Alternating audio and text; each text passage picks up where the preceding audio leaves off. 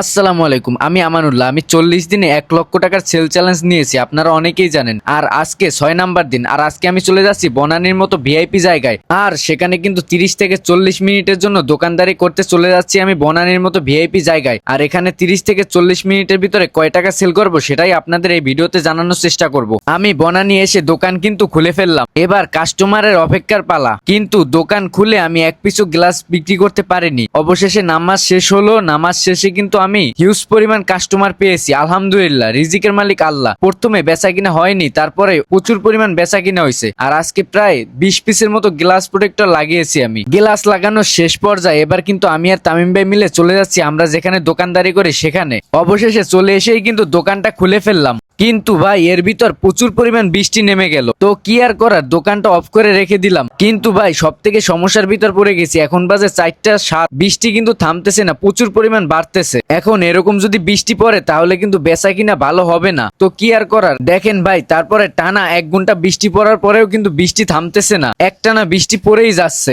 এখন কিন্তু বরাবর 5টা বেজে গেছে, এখনো বৃষ্টি প্রচুর পরিমাণ। আলহামদুলিল্লাহ বলতে বলতে কিন্তু বৃষ্টি থেমে গেছে, আর এখন প্রায় 6টার কাছাকাছি বেজে গেছে। আর এখন আমি দোকান খুলে দেব, কিন্তু ভাই সব থেকে বড় একটা সমস্যার ভিতর পড়ে গেছি, এখনো সিটা সিটা বৃষ্টি পড়তেছে। তো কি আর করার, এর ভিতরে আমি দোকান খুলে ফেললাম। দেখি এখন কয় টাকা সেল করা যায়। আলহামদুলিল্লাহ দোকান খুলেই কিন্তু 1 পিস গ্লাস প্রোটেক্টর সেল করে ফেললাম। তো আজ ভিডিওটা এই পর্যন্তই। ভিডিওটা ভালো লাগলে আমার পেজটিকে ফলো দিয়ে সাথেই থাকুন। আপনাদের কি মনে হয়, আমি কি পারবো 40 দিনে 1 লক্ষ টাকার সেল চ্যালেঞ্জ পূরণ করতে? অবশ্যই কমেন্টে জানাবেন।